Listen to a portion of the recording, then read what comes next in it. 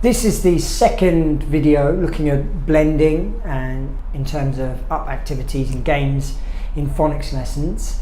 In the first look at blending, we had a little bit of an overview and talked about how we can use very basic initial consonant vowel blends as a group activity on the board. Give them vital early practice, and the ways that using faces to represent the sounds and using the physical movements can make it a little bit more memorable and help it stick a little bit better with the young learners. So there are obviously variations and things that we can do within that, but the principle is roughly the same for whatever kind of activity we're doing at that level. As the learners expand their knowledge of sound and letter associations, it opens up the options for what we can do quite a lot. And that's a little bit what I'm going to talk about today. We're going to talk about basic CVCs and different things we can do to practice them. As you can see here on the board now, I've got our 5 basic vowels and a mix of some consonants. So there's the 4 basic ones that we looked at last time, and then there's a mix of some other ones. You'll notice that we've got sh and k here, which don't have the single sound letter associations, especially with things like sh, which only really has one letter association. We want to treat these 2 letters exactly the same as one letter.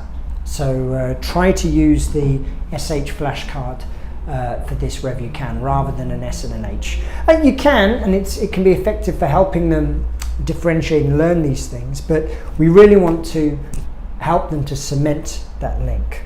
And for ones like k, which have multiple different letter associations, it depends what kind of game you're playing and what kind of activity you're doing. Sometimes what you want to do to reinforce this is to just leave on one. For example, you could just leave on the CK. Later on, when we're doing some substitution games, it actually be a very good opportunity to let the children choose which one might fit. So for example, if we've got a k, at, we don't want to be having it like this. We want them to pick out that that's quite not the right association. We want to have that for cat. And but if we were to reverse it round the other way, not enough space on this board, we want them to be learning that they do want to have the CK in that situation. So early on, we're not going to be wanting to teach this particular link, but later on we are in our blending games. You want them to be making those decisions. So there's no right or wrong answer for how to approach these letters, but it's going to depend very much on where your students are at that particular point in time as to what you decide to do. Right, well anyway, back to the blending after that little side note. So we've got the basic vowels up here, we've got some down here. All we want to be trying to do, once the students are comfortable with CV blends and also VC blends, you can do both. I don't think we need a separate video on that. If we want to start getting to make CVCs and be comfortable reading their own CVC words. So we can begin with games which are very similar to what we've done before. We'd want to give the students as much agency as we can, maybe let them pick their own letters and build their own words in some way. So let's say we have Let's have a real word, shall we? We want to get the students to read something like this, or any of the others. So what we're going to be doing on the board, if we're doing blending games with the board like this, is going to be pretty much the same whatever we're going to do. We're going to pick a vowel, we're going to pick a couple of consonants and put them together. So the real variation in terms of what you're doing is going to come from how you manage the other side of the classroom. It's not about the board, it's not about the focal point, it's about how the students interact, how we turn this, essentially this is a down activity but with a board, how do we turn that into an activity? So most of the variation with basic CVC blending games comes from how the students are going to interact with these blends. So we can do, as we said in the last video, we can get them to line up, they can take a turn, make their own word. Great, now you could then, after they've made their own word, they can maybe take it back to their table or something like this. That's one option. Another good variation of this is the jump to the board game, which is when you would make a CVC of some kind. The students line up very close to the board. Again, you need a little bit of space between the desk and the board, but not really very much. You could do it with a hand up instead. But the main principle would be, let's say I make this CVC, let's say I make ship. The students all line up close to the board, and when one of the students thinks they can read it, they jump forward, they jump to the board, and then they have a go. And if they can read it, they get a round of applause, they win a point, they win a star, they take the word back to their desk, whatever. The point is that they're then they're incentivized to jump forward and have a go and have an attempt. So this is a very, very good one. And also allows the teacher to control the words that are up on the board. So great with students where, in groups where you've got some students who are more confident and some who are more shy, because of course the confident ones will have a go, and then once they've had their go, then you can say, they can sit down, and then you can make the shy ones have a go. And you can control the difficulty of the challenge. So there are games that we can do like this.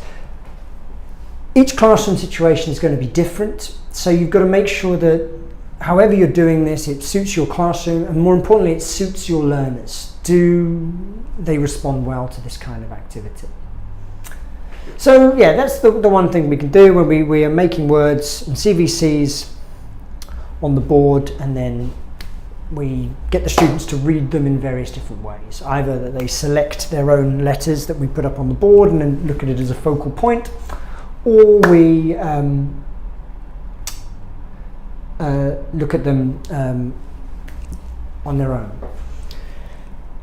Now, once we've got this basic CVC structured down, then we can look at substitution.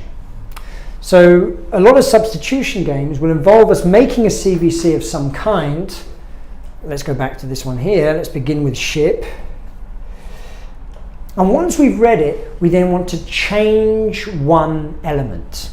So let's say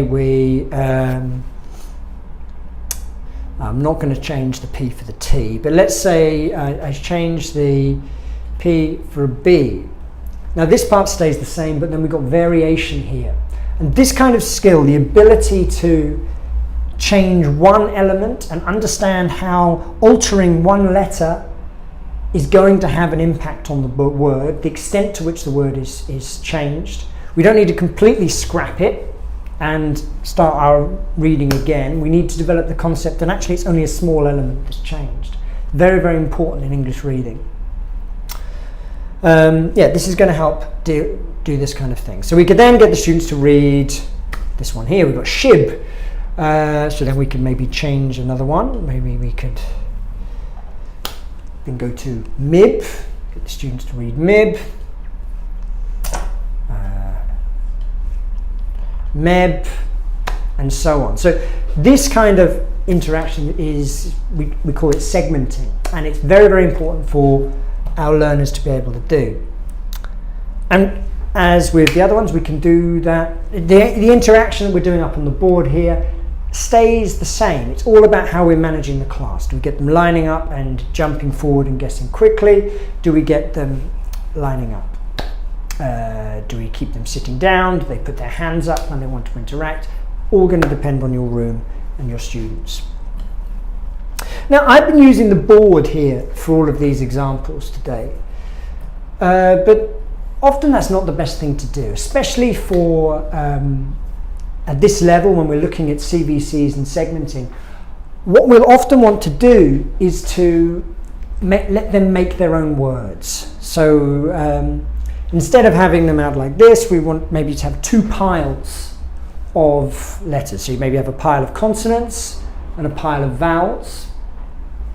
And you can have the students come and they can either select their own, or you can distribute like two consonants and a vowel to them, and then they can read their own words down on their table. So you have maybe a focal point at the front, they take it in turns to come up and get their cards, and then they take them back to their chair, they try to read the words.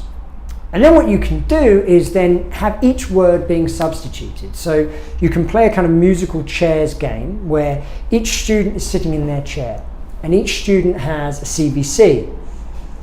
You can then move one word round, one sound or letter around to the next person. So if we imagine that this is let's just do it with 3 just to make it a little bit less cluttered. So let's imagine we have 3 students in our class, student A, B, C.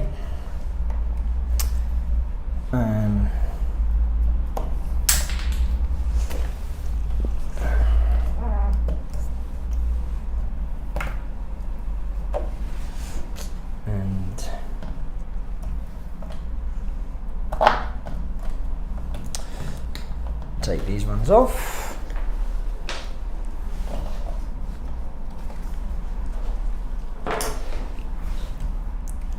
So let's imagine that we have,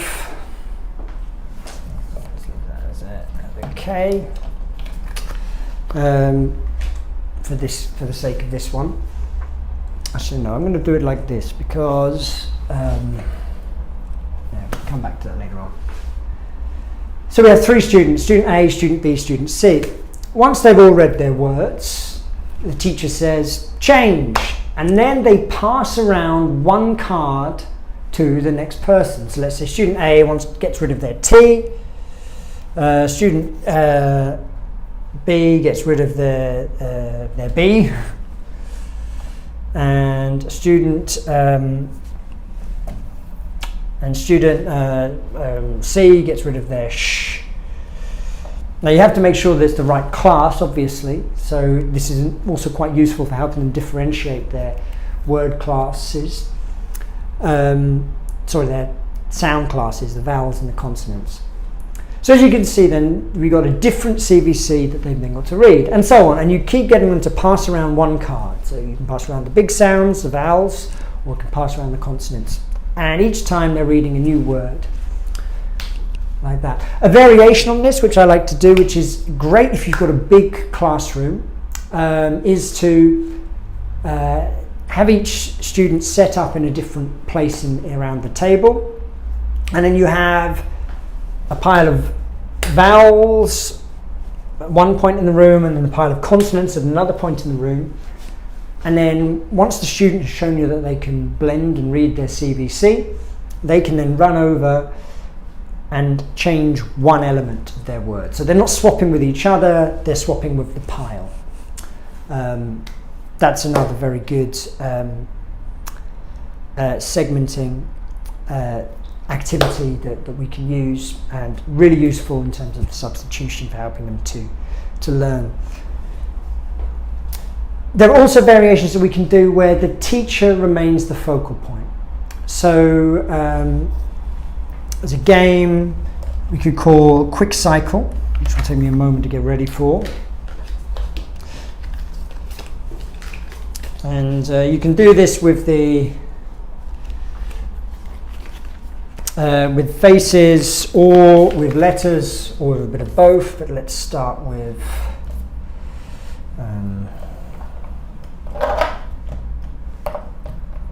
this. Let's get these off to the side. This is often one that's much more useful with slightly more advanced students who are more comfortable with the blending.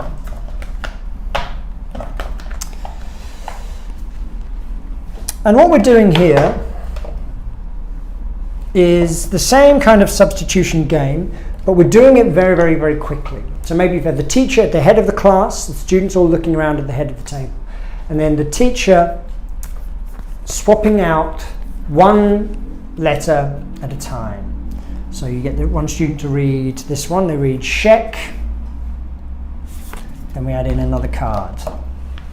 Mek, Meb, Mub, and so on. So each time the teacher is retaining control, and the teacher is able to then alter the words in terms of how difficult they are for whatever student they're looking at. For example, later on you may want to be adding in another element. You may want to add in like a magic E, or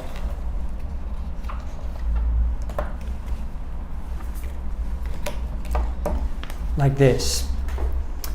And there's lots of different ways that you can vary it. So this kind of quick fire game is very useful for helping them develop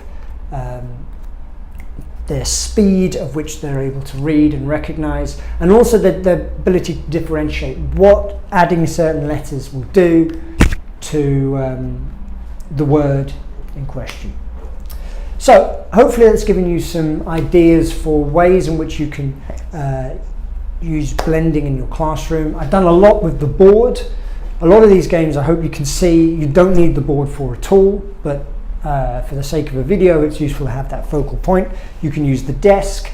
You can split it so each child is working independently. You can change it so that you have a focal point and everybody's looking at the same thing. It's all going to depend on your students, what they need, and the class environment you're in.